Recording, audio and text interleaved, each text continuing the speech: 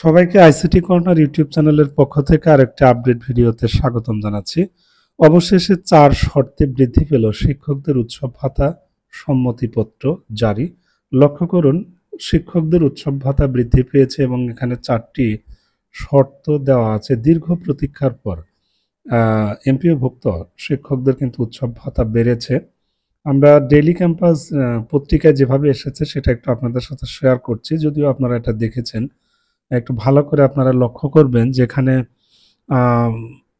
মাউসির আওতাধীন, মানে শিক্ষা মন্ত্রণালয়ের আওতাধীন কারিগরি মাদ্রাসা বিভাগে কর্মরত মানে সকল শিক্ষকদের উৎসব ভাতা কিন্তু বৃদ্ধি করা হয়েছে এবং এখানে শর্ত দেওয়া আছে ৪টি এবং তারা 50% উৎসব ভাতা পাবে এই আসন্ন ঈদুল আজহা থেকে। তবে এখানে কর্মচারীদের উৎসব ভাতা বৃদ্ধি করা হয়নি এমনটাই এখানে লেখা হয়েছে। তো আমরা সেটাও আপনারা দেখব সম্মতিপত্রে কি আছে, আপনাদের সাথে অবশ্যই একটু শেয়ার করব। প্রথমে আমরা এই নিউজটা আপনাদের সাথে একটু শেয়ার করি। এখানে উপসচিব স্বাক্ষরিত এর সম্মতিপত্র থেকে তথ্য জানা গেছে। তো আমরা অবশ্যই দেখে নেব যে আসলে সম্মতিপত্রে কি কি শর্ত আছে। এখানে মূল বেতনের 25% হারে শতাংশে বৃদ্ধি করে এটা 50% করা হয়েছে। এখন বেশ কিছু শর্ত আছে এবং এই শর্তগুলো আমাদের উৎসব ভাতা বৃদ্ধির যে সম্মতিপত্র সেখানে ডিটেইলস রয়ে গেছে। আপনারা এটা একটু জাস্ট দেখতে থাকুন।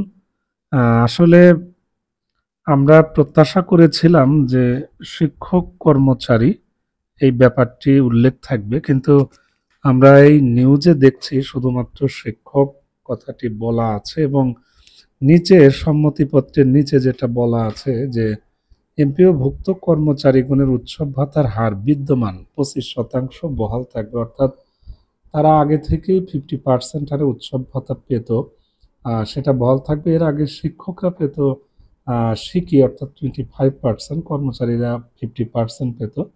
সো এটা হচ্ছে উৎসব ভাতার যে সম্মতিপত্র বেসরকারি শিক্ষা প্রতিষ্ঠানে, যদিও এখনো অফিসিয়ালি আমরা নোটিশ পাইনি, তারপরেও ডেইলি ক্যাম্পাস পত্রিকায় এটি এসেছে। এখানে 4টি শর্ত হলো এ ভাতা প্রদানের ক্ষেত্রে যাবতীয় আর্থিক বিধিবিধান যথাযথভাবে অনুসরণ করতে হবে। এ ভাতা সংক্রান্ত ব্যয় ভবিষ্যতে কোনো অনিয়ম দেখা দিলে পরিশোধকারী কর্তৃপক্ষ অনিয়মের জন্য দায়ী থাকবেন। প্রশাসনিক মন্ত্রণালয় কর্তৃক এ আদেশ জারির তারিখ হতে ভাতা কার্যকর হবে এবং এ ব্যাপারে জিও জারি করে 4 কপি অর্থ বিভাগে পৃষ্ঠাঙ্কনের নিমিত্তে প্রেরণ করতে হবে। এবং সব শেষে যেটা বলা আছে যে বেসরকারি শিক্ষা প্রতিষ্ঠানে কর্মরত এমপিওভুক্ত কর্মচারীগণের উৎসব ভাতার হার বিদ্যমান 50% হারে বহাল থাকবে, অর্থাৎ তাদের সে 50% রয়ে গেল।